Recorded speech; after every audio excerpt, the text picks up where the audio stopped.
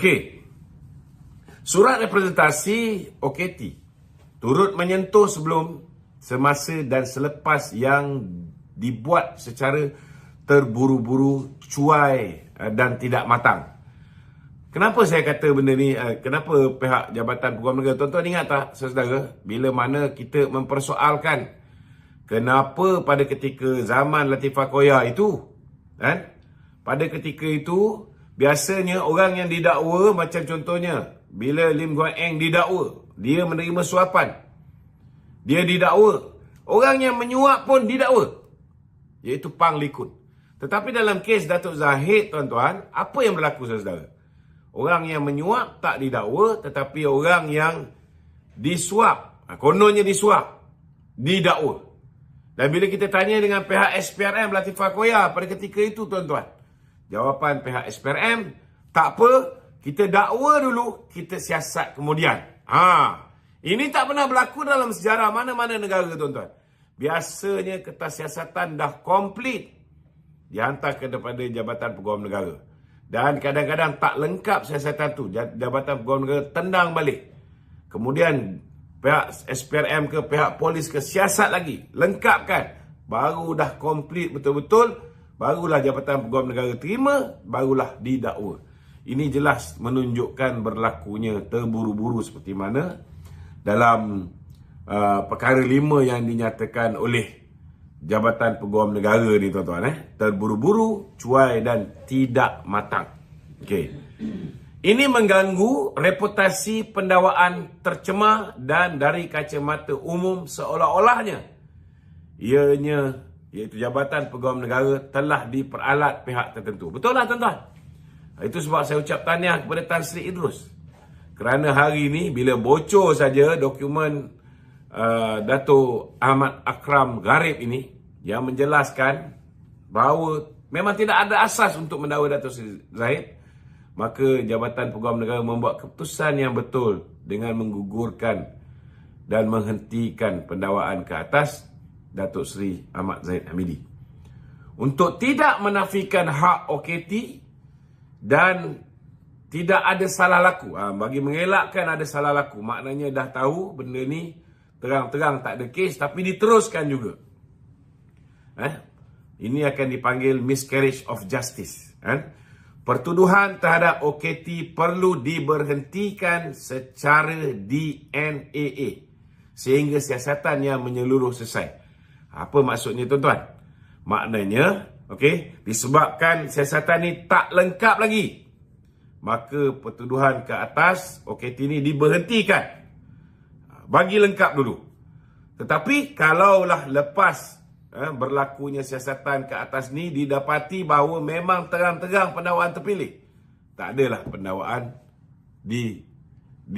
diulang balik. Maknanya tidak ada pendakwaan semula. Ini kena faham.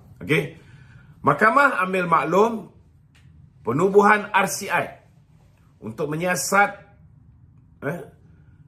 kes buku Tommy Thomas yang mendedahkan terhadap pertuduhan individu-individu tertentu, tuan-tuan. Yang macam saya sebut tadi, berlakunya arahan daripada pihak eksekutif Mahathir ni supaya individu-individu tertentu, ahli-ahli politik tertentu didakwa. Pendakwaan terpilih berniat jahat dan bermotifkan politik. Benda ni disiasat. Kalau didapati betul, selepas diwujudkan Suruhanjaya Siasatan Diraja ataupun RCI ini, maka tidak adalah sebarang pendakwaan balik ke atas Datuk Seri Ahmad Zahid Hamidi. Itu pun Datuk Seri Zahid insya-Allah esok dia akan kemukakan rayuan di Mahkamah Rayuan supaya dia mendapat DAA, discharge amounting to acquittal. Maknanya dia mahu dilepaskan dan dibebaskan.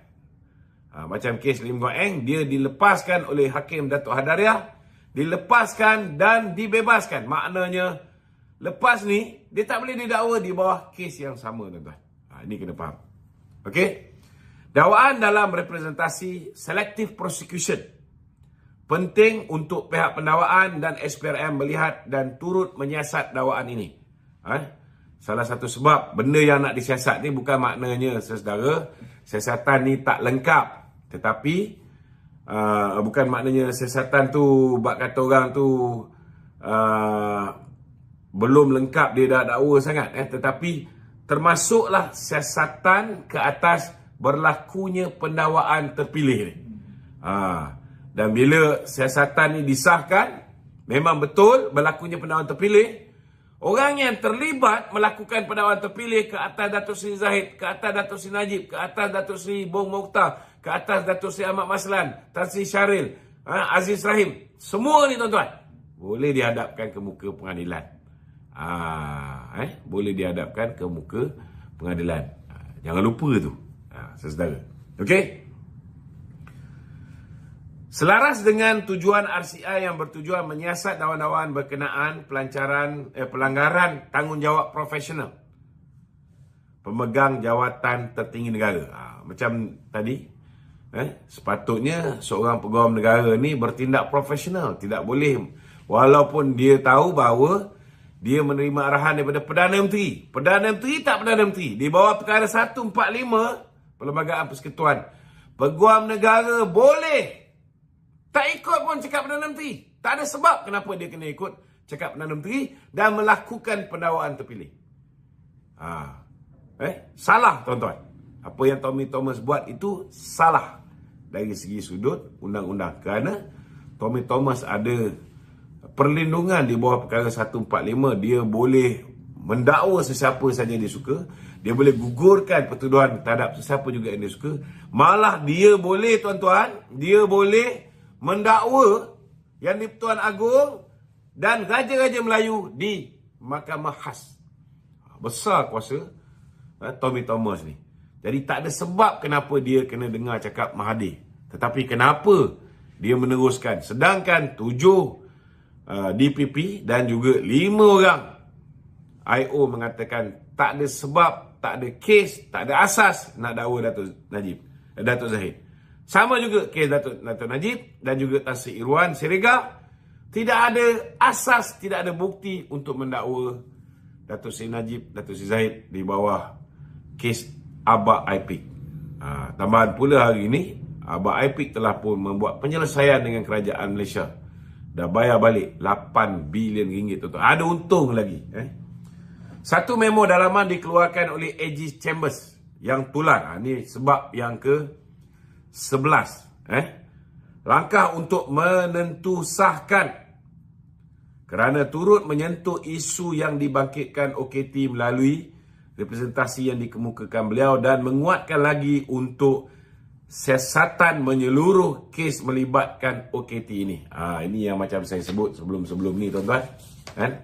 Berlakunya pendakwaan terpilih. Kita dah cakap sebenarnya dah dekat 5 tahun dah sebenarnya kita cerita tentang pendakwaan terpilih terhadap Datuk Najib dan juga pemimpin-pemimpin UMNO dan Datuk Zahid sekali. AGC di bawah perkara 145 Perlembagaan Persekutuan boleh memberhentikan dan memberikan kes DNAA. Kami percaya dengan kesan DNAA, ia bukan sahaja dapat menjimatkan masa dan kos pihak-pihak, malah lebih adil kepada semua pihak di mana sebarang pertuduhan hendaklah dibuat hanya selepas siasatan lanjut dan RCI selesai bersidang dan mencapai keputusan. Pegawai negara berpendapat tidak adil untuk menanggung untuk DNAA ke semua 47 pertuduhan ke atas Datuk Seri Zahid. Tuan-tuan, sebenarnya Jabatan Pegawai Negara boleh je tangguh kes Datuk Zahid ni. Tapi kalau nak tunggu RCI selesai siasat, barulah nak teruskan pembicaraan. Tuan-tuan, RCI ni makan masa 2 tahun, 3 tahun. Jadi orang akan kata Datuk Zahid pula nanti kononnya meminta penangguhan kes dia. So orang ianya akan terbuka pada fitnah dan sebagainya, seolah-olah macam disebabkan dia timbalan Perdana Menteri, maka kes dia ditangguhkan bertahun-tahun. Itu sebab sekarang ni disebabkan dengan hujah-hujah tadi, 11 hujah itu, pihak pendakwaan beranggapan bahawa diberhentikan dulu pendakwaan diteruskan siasatan, diteruskan RCI. Kalau lepas RCI ini didapati ada bukti kukuh Datuk Zahid memang terlibat, barulah didakwa, tuan-tuan.